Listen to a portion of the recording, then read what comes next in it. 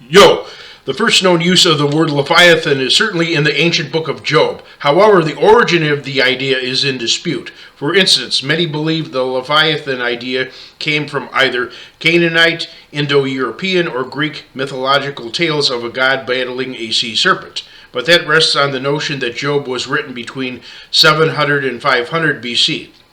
Some people date the book of Job much earlier, as far back as 1800 BC. In that case, it would be the original, and perhaps the others made it into their mythology. In all honesty, I have no idea just when Job was written, as I haven't studied that aspect of it. The word Leviathan is used exactly 5 times in the King James Bible. In Psalm 104:26, it's used to describe a real creature. In the 2 mentions in Isaiah 27:1 and Psalm 74:14, it seems to be either a symbol of the devil, major demons, humankind in opposition to God, or all 3. As for writings that didn't make it into the Bible, the book of Enoch 60:7 and 9 describes the Leviathan as a female monster dwelling in the watery abyss. The main text concerning Leviathan is in the book of Job, specifically chapter 41. I shall read it now. Canst thou draw out Leviathan with a hook, or his tongue with a cord which thou lettest down? Canst thou put a hook into his nose, or bore his jaw through with a thorn?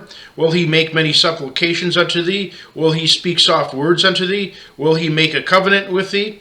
Wilt thou take him for a servant forever? Wilt thou play with him as with a bird? Or wilt thou bind him for thy maidens? Shall the companions make a banquet of him? Shall they part him among the merchants? Canst thou fill his skin with barbed irons, or his head with fish spears? Lay thine hand upon him, remember the battle, do no more. Behold, the hope of him is in vain. Shall not one be cast down even at the sight of him? None is so fierce that dare stir him up. Who then is able to stand before me? Who hath prevented me that I should repay him? Whatsoever is under the whole heaven is mine. I will not conceal his parts, nor his power, nor his comely proportion. Who can discover the face of his garment? Or who can come to him with his double bridle? Who can open the doors of his face? His teeth are terrible round about. His scales are his pride, shut up together as with a close seal. One is so near to another that no air can come between them.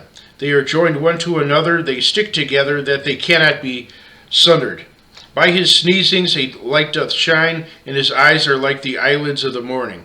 Out of his mouth go burning lamps, and sparks of fire leap out. Out of his nostrils goeth smoke, as out of a seething pot or cauldron.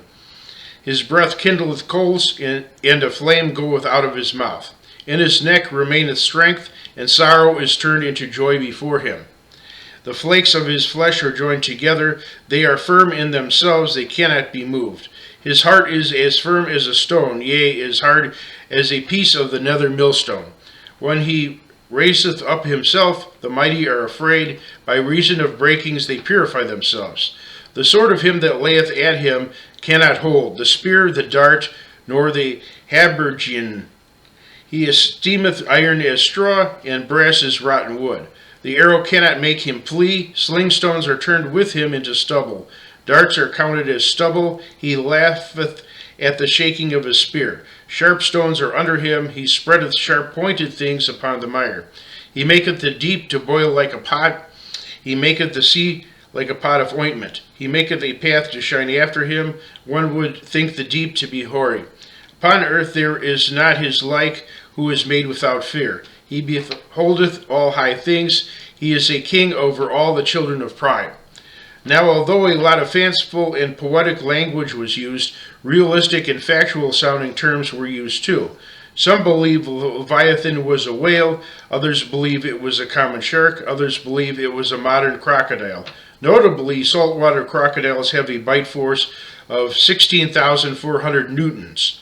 Great white sharks have a length of 20 feet or 6.1 meters, a weight of 3 tons, and bite force of 20,000 newtons. However, some people note that there are much better candidates to fit the description, such as the Ceratosaurus, a supermassive crocodile now extinct. While the Tyrannosaurus rex had an estimated bite force of 57,000 newtons, a Ceratosaurus bite is estimated at 100,000 newtons. Another mention was an aquatic dinosaur species such as a plesiosaurus. Another mention was the semi-aquatic Spinosaurus, assumed to be a super predator, somewhat like how T-Rex allegedly was. I think the Spinosaurus is the best candidate out of those I mentioned.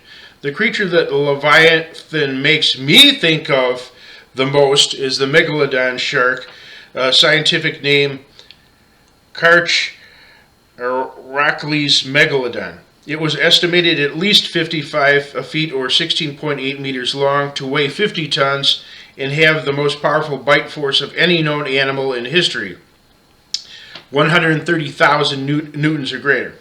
Although those creatures are usually said to have been extinct for millions of years, there's no proof of that.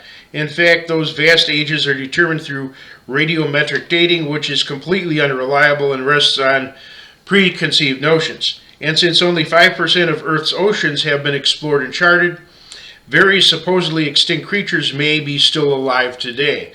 Leviathan can also be a symbol of modern society's problems, which, though impossible to beat individually, can be beaten if everyone does their part. But instead of the Leviathan symbol, I had used the mythical Hydra.